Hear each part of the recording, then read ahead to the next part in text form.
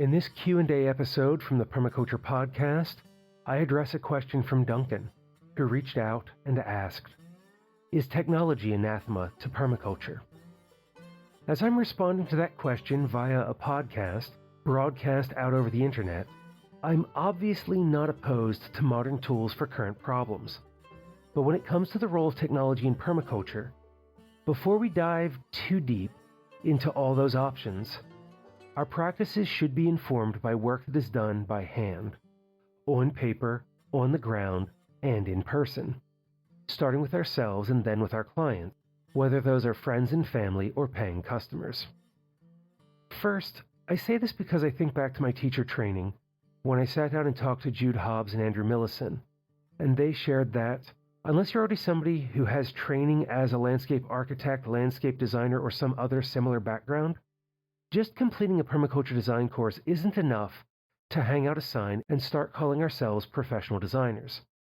It takes time, working with people we know, based on where they live and their unique properties, to get a feel for how the design process results in a finished design, along with the manual skills that go into that. So if you're just starting out, get out there, observe, build your knowledge, and hone your skills. Spending a year or 3 doing this, again by hand, on paper, on the ground, and in person, helps us understand the flows through our garden, clients, and design systems. Being out there in different weather and seeing where water pools, snow drifts, or wind blows helps us to embody our ability to read the landscape and develop our own unique design vision, which then informs the priorities of our personal practices. As an example from my own work, living in the mid-Atlantic on the east coast of the United States, I'm in a relatively wet, temperate climate. We get regular light rains, as well as heavy storms throughout the year, especially during the late summer hurricane season. Being out in light versus heavy rains showed me where water was likely to pool versus where it might flow, which could help me locate areas for a rain garden or to understand where erosion might be an issue. Walking that land a few days after a heavy storm in bare feet, I could feel spots where the ground was still damp, which wasn't always the same places where water pooled, but rather where the soil was richer loam or less compacted, and the water was able to infiltrate and be retained after the storm. If those spaces were close to a home, those could be good candidate sites for raised garden beds without needing to double dig, or perhaps places to avoid planting anything that doesn't like to have damp or wet roots.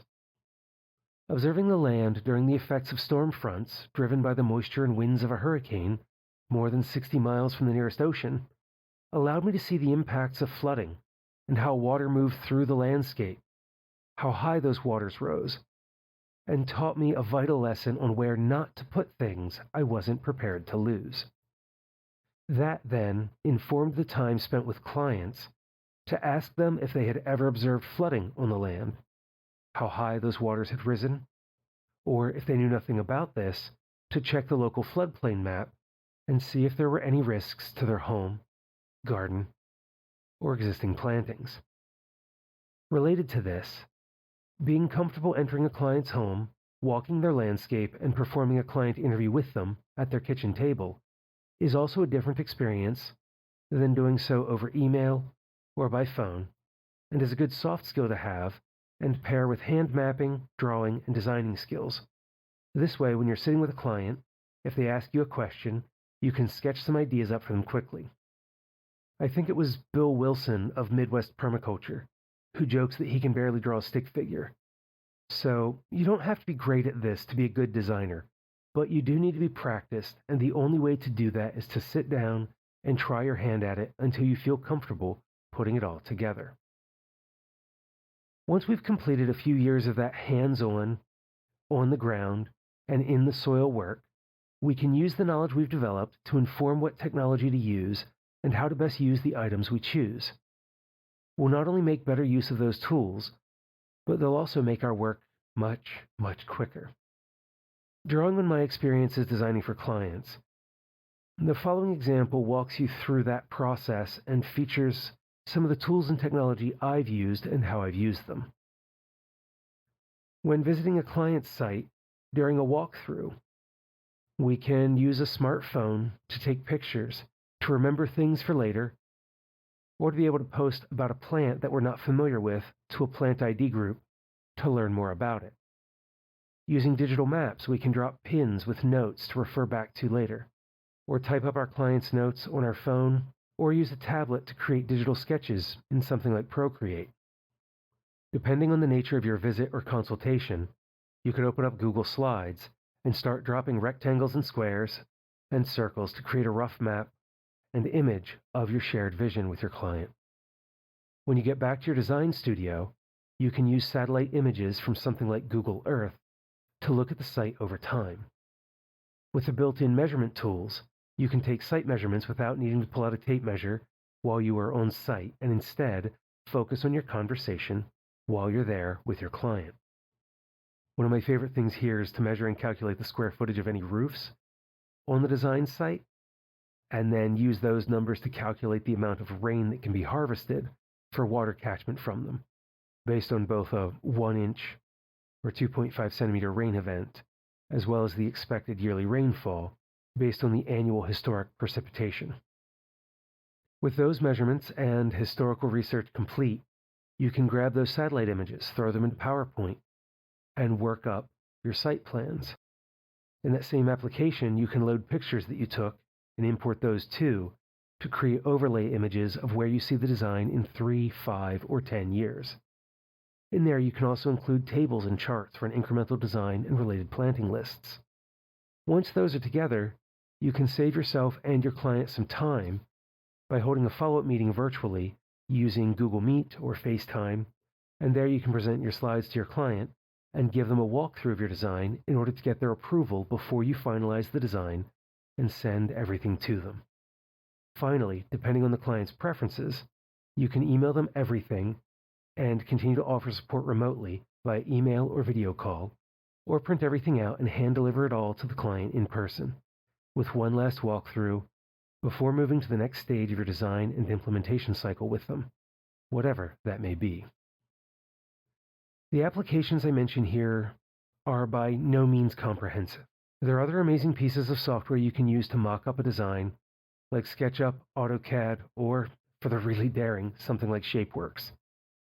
If you're familiar with the Adobe line of products, such as Photoshop or InDesign, those are fantastic ways to create images or documents for your clients. I also know there are folks out there who fly drones over their client sites to record video, which looks absolutely amazing. If drone tours and flyovers are something you're considering for clients, please check your local laws, as this activity may require a professional drone pilot's license, and I don't want you to run afoul of the FAA in the United States or the equivalent elsewhere. As always, I'll include links to all these resources, including some of my favorite drones for permaculture work, in the show notes. Whatever technology you decide to use, start small, stay simple, with paper and pencil on the ground with your clients. As you build your knowledge, grow your skills with the tools and technology you already know, and use and see how they fit into your work as a professional designer. If you eventually outgrow them, and you may or may not, depending on what they are, look for the next thing that can take you further and try your hand at it, knowing that you can always fall back on something familiar and comfortable if a time or situation calls for it. However, that's just my thoughts and opinion on Duncan's question as it relates to permaculture design, and as a place for us to start a broader conversation on the role of technology in permaculture. Do you agree or disagree with my thoughts in this episode? Do you have follow-up questions on this topic? Get in touch. Call 717-827-6266, email show@thepermaculturepodcast.com, or head over to thepermaculturepodcast.com, click on Contact, and send me a direct message. However you decide to get in touch, whatever you have to say, I'd love to hear from you. Until we meet again, spend each day examining your relationship with technology and how you use it in your permaculture practice while taking care of Earth, yourself, and each other.